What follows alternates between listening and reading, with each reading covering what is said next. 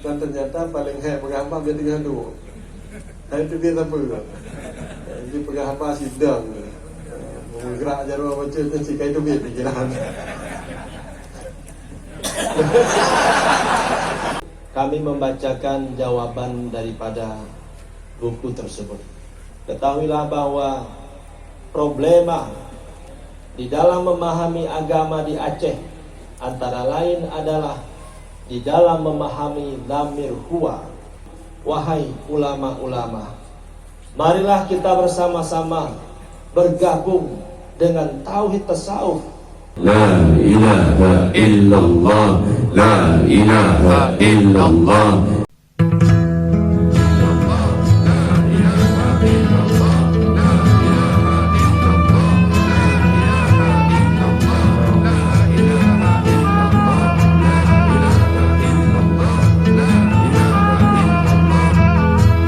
Selanjutnya kita minta kesediaan dari Bapak Wakil Bupati PD untuk menyampaikan sepatah dua kata pada acara malam yang berbahagia ini. Kami persilakan, Pak. Assalamualaikum warahmatullahi wabarakatuh. Cuma tiba agak terkejut bacut. Waktu aku persilakan di Abu atau aku punya bupati wakil bupati kan tapi na konsep pada dia.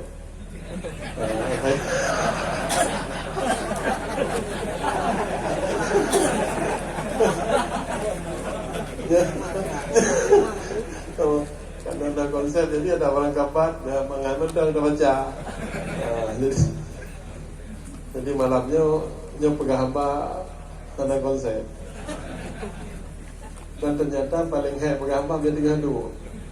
Dan itu dia apa? Jadi pegang hamba sidang. Menggerak jarum macam tu jika itu dia pikiran.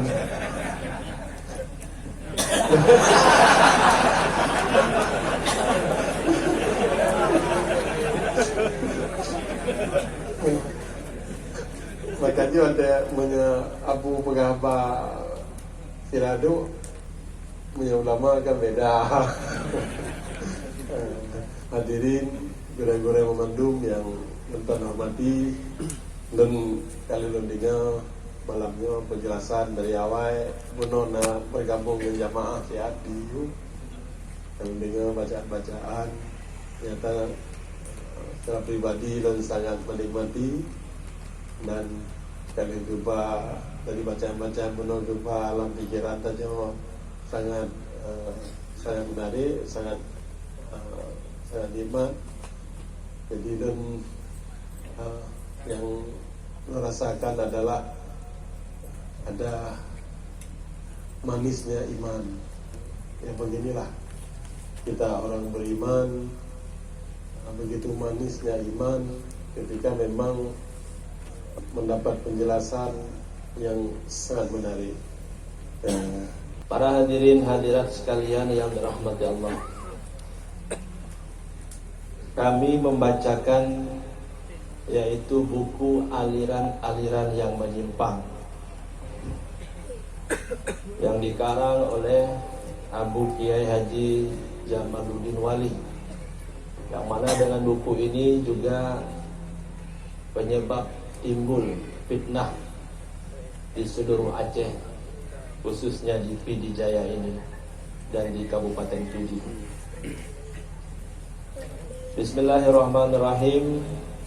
Alhamdulillah, pujian kita kepada Allah Tuhan semesta, pemberi rahmat selama-lama kepada kita dan makhluk lainnya. Salawat dan salam untuk Sayyidina Nabi Muhammad, junjungan kita, ahli waris dan sahabat semua, dan juga semua pengikutnya. Setelah itu, wahai saudara, saya tuliskan untuk kita semua tentang tauhid dan tasawuf juga yang menyimpang dari sebenarnya.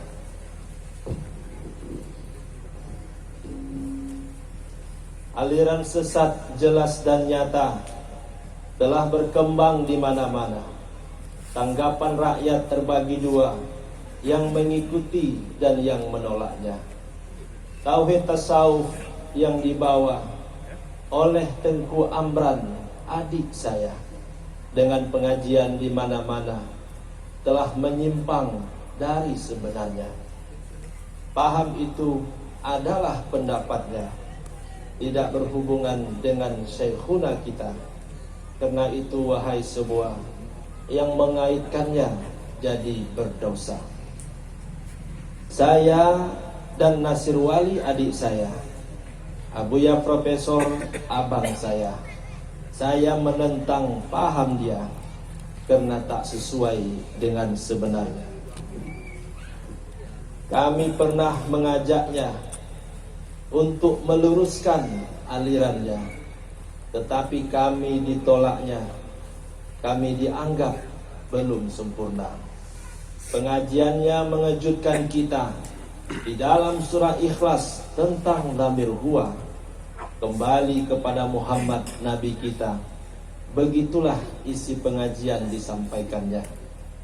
Jika Muhammad marja' dhamir huwa, tentu Muhammad disebut sebelumnya. Dan jika marja' kepada insan manusia, tentulah juga disebut sebelumnya. Kalau huwa maksudnya manusia, maka manusia adalah Allah Ta'ala. Tentu paham itu tak dapat diterima karena bertentangan dengan firman-Nya.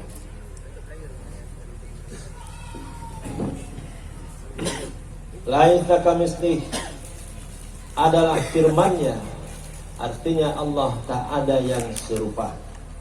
Semua makhluk tetap pada kodratnya, tidak bisa berposisi jadi Tuhan semesta. Kalau paham begini masuk ke dalam dada, tentulah sama dengan paham Nasara. Mereka mempertuhankan Nabi Isa. Mereka menganggapnya Tuhan semesta. Kaum Yahudi pun juga sama, menganggap Uzair Tuhan mereka. Mereka sembah petang dan senja. Paham mereka sesat yang nyata. Lebih sesat lagi paham mereka, manusia dan Tuhan adalah sama. Padahal semua itu tak ada dasarnya, bertentangan dengan nakal dan akal kita. Semua ulama tafsir tidak berbeda, bahkan diikuti oleh semua ulama. Surah Ikhlas ada asbabun nuzulnya. Mereka satu pendapat, tidak berbeda, yaitu kafir mendatangi Nabi kita. Mereka tanyakan tentang sifat Tuhan kita. Malaikat Jibril datang segera bawa surat Ikhlas sebagai jawabannya. Marja' dhamir huwa yang sebenarnya kepada Tuhan yang ditanya mereka, yaitu Tuhan sesungguhnya Allah Ta'ala yang Maha Esa. Lalu kami membacakan jawaban daripada buku tersebut, yaitu Akidah Ahlussunnah wal Jamaah. Bismillahirrahmanirrahim. Bahwa akidah ini adalah merupakan dasar pokok daripada ajaran keislaman di mana-mana bagi penganut yang beragama Islam. Lalu akidah Ahlussunnah ini bagi orang yang belum bertasawuf, akidah ini hanya sekedar ilmu yang diperoleh oleh akal yang terletak di kepala. Adapun bagi mereka yang telah bertasawuf, yaitu orang yang telah dapat menjalankan kemauannya untuk hudur di hadapan Allah, maka akidah Ahlussunnah ini baru bercahaya pada hatinya. Bukan hanya sekadar ilmu dan akal, akan tetapi dia telah dapat mencintai Allah. Sebab akidah ini cahayanya sudah berada di dalam hatinya. Adapun setelah ia memahami ilmu kesufian, maka akidah ini telah memantul cahayanya pada roh dan sir kita. Dia telah dapat menyaksikan keberadaan Allah baik pada dirinya dan di mana-mana. Sebab nafsu ini telah hilang wujudnya dan dia telah berada di i'tibar zat dan di dalam syu'unnya. Para hadirin sekalian yang dirahmati Allah, ketahuilah bahwa problema, perselisihan dan pertikaian di dalam memahami agama di Aceh antara lain adalah di dalam memahami dhamir huwa, kembali kepada insan kamil, yaitu Muhammad, di dalam menafsirkan surah Ikhlas. Kebanyakan oleh ulama-ulama kita di Aceh memahami bahwa penafsiran Abdul Karim Al-Jili sangat bersalahan, karena mereka berpendapat bahwa mengkabarkan Allah dari huwa yang kembali kepada Muhammad, bahwa Muhammad itu adalah Allah Subhanahu wa ta'ala, bukan mengembalikan dhamir huwa kepada ma'bud pihak sebagaimana tafsir ibarinya, yaitu tafsir untuk orang umum yang sesuai dengan asbabun nuzulnya.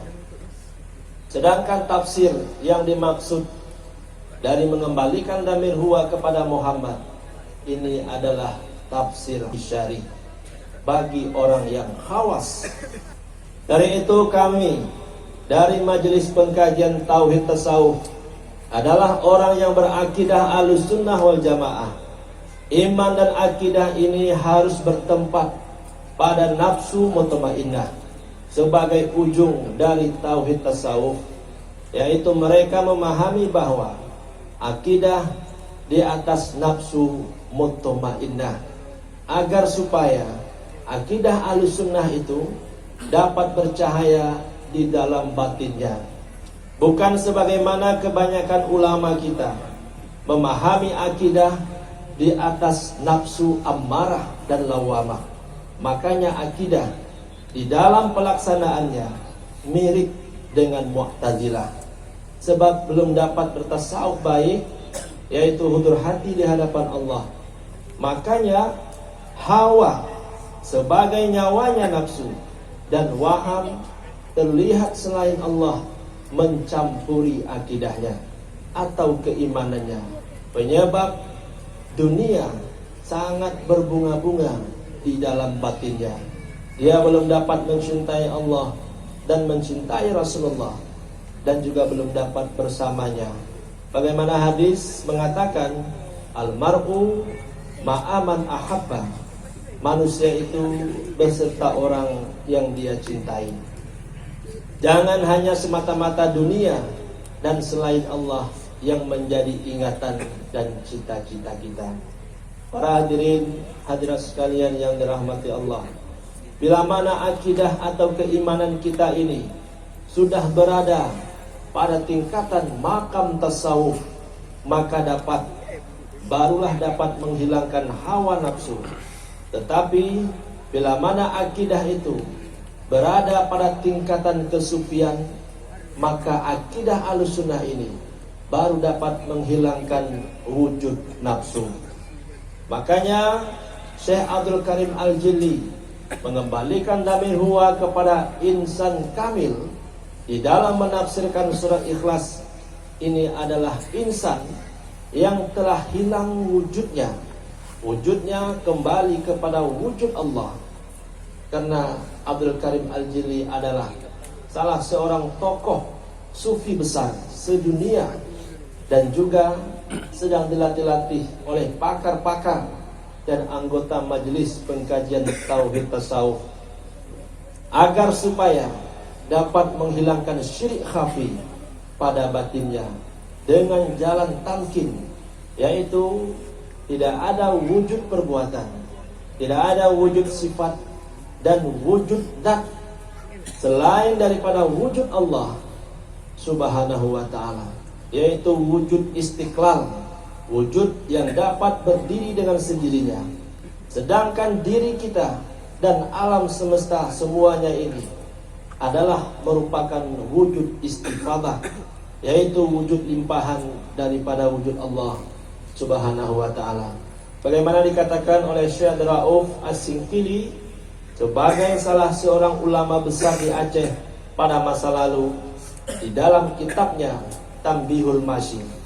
Apakah ulama-ulama Aceh tidak mengakui Syekh Abdul Rauf As-Singkili bahwa ia adalah ulama yang dapat mendahirkan Islam senusantara, dan Aceh cukup berjaya pada masa itu agar hidupnya dapat bersama Allah, tidak bersama wujud nafsunya, maka akan tercapailah, akan mudahlah di dalam kita memahami dan mengamalkan ajaran-ajaran yang dibawa oleh Allah dan yang dibawa oleh Rasulullah Sallallahu Alaihi Wasallam, dan dapat dilaksanakan dengan sempurna. Bagaimana juga firman Allah mengatakan, ya ayyuhalladzina amanu qu anfusakum wa ahlikum nara. Hai orang-orang yang beriman, yang tidak ada wujud nafsunya, wujudnya adalah wujud Allah. Peliharalah dirimu dan keluargamu dari api neraka.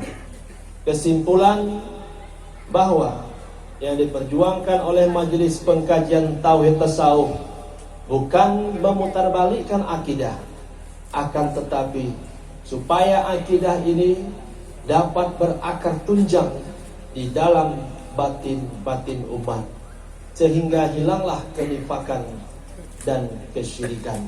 Kita dapat bergaul yang baik, hidup berkasih sayang, serta menjunjung tinggi perintah dan menjauhi larangan di dalam kehidupan.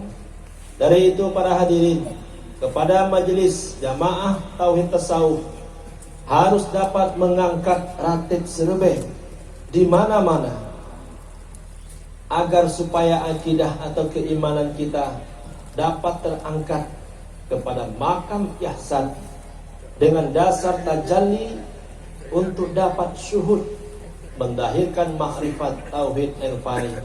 Marilah kita bersama-sama melaksanakan ratib serbeh di mana-mana untuk menghilangkan syirik baik zahir maupun syirik batin, agar Islam ini kembali bercahaya dengan menjalankan syariatnya dan mudah kita lakukan di mana-mana. Inilah di antara lain perjuangan dakwah tauhid tasawuf. Maka oleh karena itu, wahai ulama-ulama, marilah kita bersama-sama bergabung dengan tauhid tasawuf dan tauhid sufi, agar cahaya Allah, cahaya Rasulullah senantiasa bersama kita. Jangan hanya cahaya dunia, yaitu cahaya kedudukan, cahaya pangkat, harta, dan kesenangan hidup dunia. Itu yang menjadi cita-cita kita, lahir pada tingkah laku dan perbuatan kita. Karena cinta kepada dunia itu adalah merupakan sumber dari semua kesalahan. Baik itu penyebab terjadinya pembunuhan, penyebab terjadinya pertikaian, permusuhan, penzinaan, penyebab terjadinya narkoba, sabu-sabu, pelecehan seksual, menyalahgunakan jabatan, dan juga penyebab putus hubungan silaturahmi sesama kita, karena tidak ada lagi cahaya Allah, cahaya Rasulullah bersama kita. Karena sangat kuat kecintaan kita kepada diri kita, yaitu dunia yang berbunga-bunga.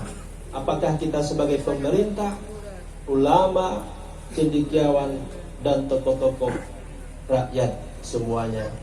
Yang demikian, wallahu a'lam bishawab. Assalamualaikum warahmatullahi wabarakatuh. Selanjutnya, mari sama-sama kita mengikuti zikir ratib serbeh.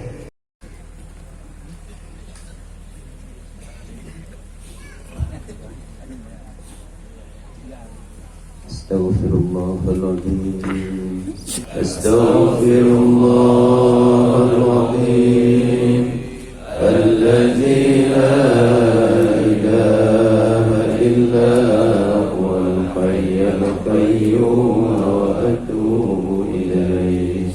Allahumma salli ala